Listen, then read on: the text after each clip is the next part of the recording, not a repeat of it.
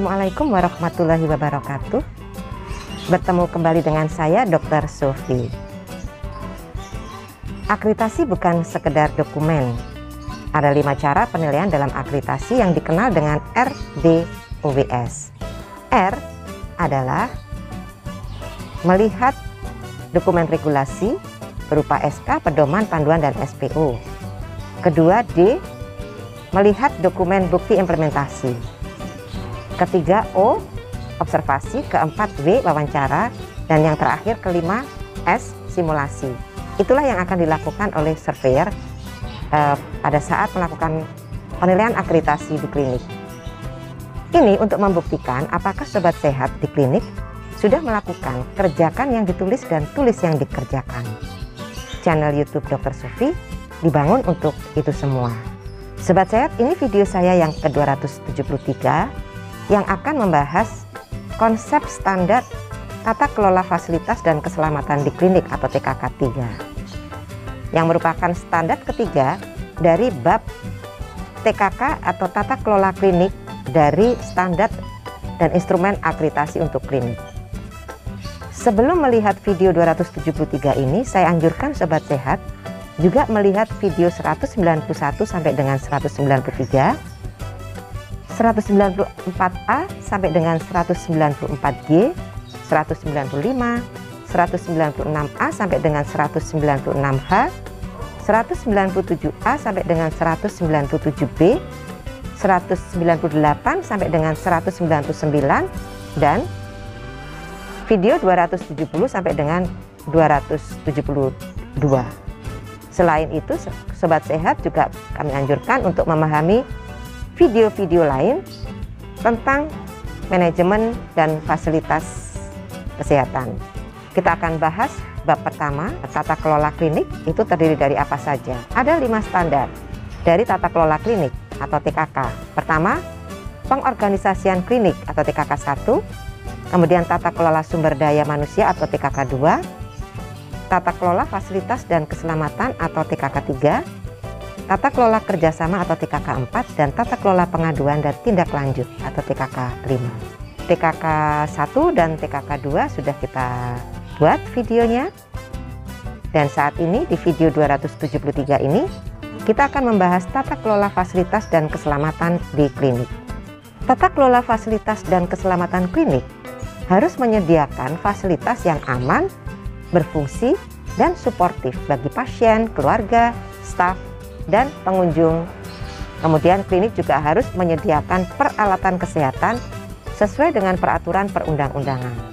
Adapun pokok pikiran dari standar TKK 3 ini adalah dalam upaya meningkatkan keselamatan dan keamanan fasilitas, maka klinik menyusun manajemen risiko fasilitas yang mencakup 7 hal. Pertama, keselamatan dan keamanan. Kemudian yang kedua, bahan berbahaya dan beracun atau B3 serta limbah B3. Ketiga, penanggulangan bencana. Keempat, sistem proteksi kebakaran. Kelima, peralatan medis. Keenam, sistem utilitas meliputi listrik, air, dan gas medik, serta sarana sanitasi. Dan ketujuh, sampah domestik dan air limbah. Keselamatan dan keamanan fasilitas adalah kondisi fasilitas, sarana dan prasarana klinik tidak menimbulkan bahaya atau risiko bagi pasien, staf, dan pengunjung. Keamanan adalah perlindungan terhadap kehilangan, ancaman, serta gangguan kenyamanan bagi pasien, staf, dan pengunjung. Keselamatan dan keamanan yang baik didukung dengan menjaga kualitas lingkungan seperti pencahayaan, kelembapan, suhu, dan kebisingan sesuai dengan standar. Badan berbahaya dan beracun atau B3 serta limbah B3 klinik menggunakan bahan yang dikategorikan sebagai B3 dan menghasilkan limbah B3 termasuk limbah medis. Klinik harus memiliki prosedur dan sarana dalam penggunaan B3 dan pengelolaan limbah B3. Juga prosedur pencegahan dan pengurangan timbulan limbah B3, serta memiliki kemampuan atau bekerja sama dalam melakukan pengelolaan limbah B3. Penanggulangan bencana klinik wajib memberikan upaya perlindungan keselamatan dan keamanan kepada pasien, keluarga, pengunjung, dan staf. Untuk itu, klinik perlu menetapkan kebijakan dan prosedur respon emergensi dalam menghadapi kondisi bencana, baik alam maupun bencana non-alam, mencakup identifikasi risiko, koordinasi respon, dan evakuasi. Sistem proteksi kebakaran, perlindungan terhadap fasilitas dan penghuni dari bahaya kebakaran merupakan hal wajib yang harus dilakukan oleh klinik. Peralatan medis dalam memberikan pelayanan yang aman dan berkualitas, klinik menyediakan peralatan kesehatan sesuai dengan kebutuhan dan dilakukan pemeliharaan secara berkala. Kalibrasi dan uji kesesuaian oleh lembaga yang berwenang.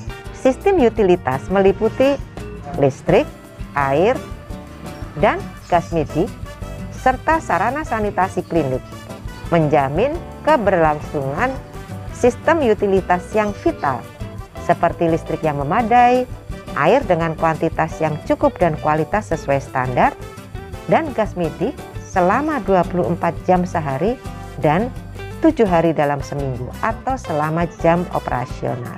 Sampah domestik dan air limbah, kegiatan operasional dan pelayanan kesehatan menghasilkan sampah domestik dan air limbah yang harus dikelola. Klinik harus memiliki prosedur dan sarana dalam melakukan pengelolaan sampah medik atau sampah domestik dan air limbah. Klinik menyediakan tempat penyimpanan sementara atau TPS sampah domestik sebelum sampah dimanfaatkan atau didaur ulang atau dibuang ke tempat pemrosesan akhir atau TPA. Klinik memiliki instalasi pengolahan air limbah atau IPAL atau bekerja sama dalam pengelolaan air limbahnya. Klinik memenuhi persyaratan sesuai peraturan perundangan yang berlaku, meliputi izin operasional sarana pengolah limbah B3 bila menggunakan pengolah limbah sendiri, atau perjanjian kerjasama dengan pengelola limbah B3 berizin, izin tempat penyimpanan sementara atau TPS limbah B3, izin pembuangan air limbah, serta izin radiologi sesuai ketentuan perundangan. Kemudian kita akan bahas elemen penilaiannya apa saja di dalam standar TKK 3 ini. Pertama, tersedia bukti perizinan sesuai ketentuan yang berlaku. Jadi Sobat Sehat harus menyiapkan. Kemudian yang kedua, ditetapkan petugas yang bertanggung jawab dalam tata kelola fasilitas dan keamanannya. Berarti ini harus ada SK Kepala Klinik yang menetapkan siapa petugas yang bertanggung jawab dalam tata kelola fasilitas dan keamanan. Kemudian yang ketiga, ada program manajemen fasilitas yang meliputi A sampai D yang sudah disebutkan tadi. Kemudian keempat, tersedia daftar inventaris dan bukti pemeliharaan sarana yang tersedia di klinik. Ini harus menyediakan dokumen pelaksanaan pemeliharaannya dan nanti akan dilakukan observasi bagaimana proses pemeliharaan yang sudah dilakukan oleh teman-teman klinik. Kemudian yang kelima, tersedia bukti pelaksanaan pengamanan dan pengawasan akses keluar masuk fasilitas pelayanan kesehatan. Ini berarti ada dokumen dan akan dilakukan observasinya. Kemudian yang keenam, tersedia bukti pengelolaan bahan berbahaya dan beracun atau B3 serta limbah B3, mulai dari inventarisasi, pencegahan atau pengurangan, pemilahan atau pewadahan, penyimpanan, pengangkutan sampai pengolahan B3 dan limbah B3. Ini akan dilihat dokumentasi dan akan diobservasi bagaimana proses yang dilakukan oleh klinik.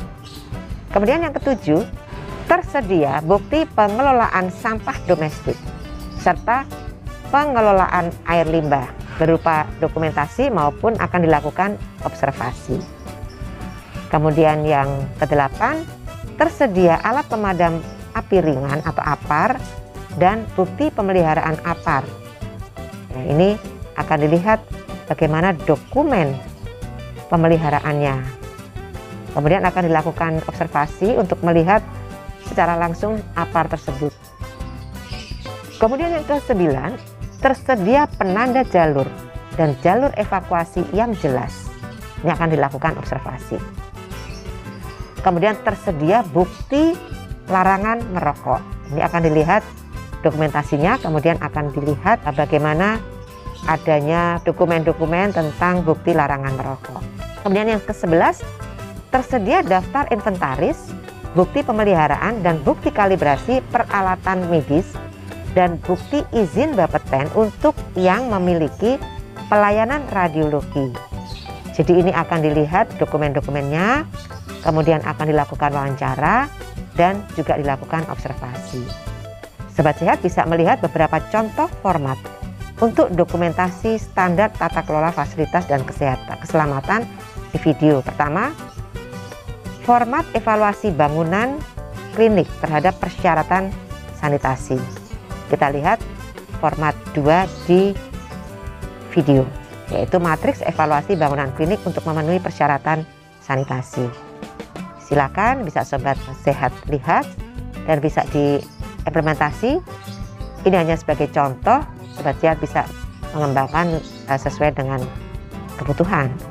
Kemudian kita lihat juga contoh dari format pemeliharaan dan monitoring fungsi prasarana puskesmas maupun klinik minggu pertama sampai dengan pada tanggal sekian sampai dengan tanggal sekian ya. Selanjutnya, Sobat Sehat juga bisa melihat contoh format jadwal dan pelaksanaan pemeliharaan dalam 1 bulan. Kemudian juga contoh format hasil evaluasi ketersediaan dan kondisi prasarana baik di puskesmas maupun klinik. Kemudian contoh format pemeliharaan alat medis ya. Bisa dilihat di video. Kemudian semua berasal dari Peraturan Menteri Kesehatan Nomor 14 Tahun 2021 tentang standar kegiatan usaha dan produk pada penyelenggaraan perizinan berusaha berbasis risiko bidang kesehatan. Kemudian contoh format register kalibrasi peralatan medis dan non-medis yang dimiliki oleh klinik.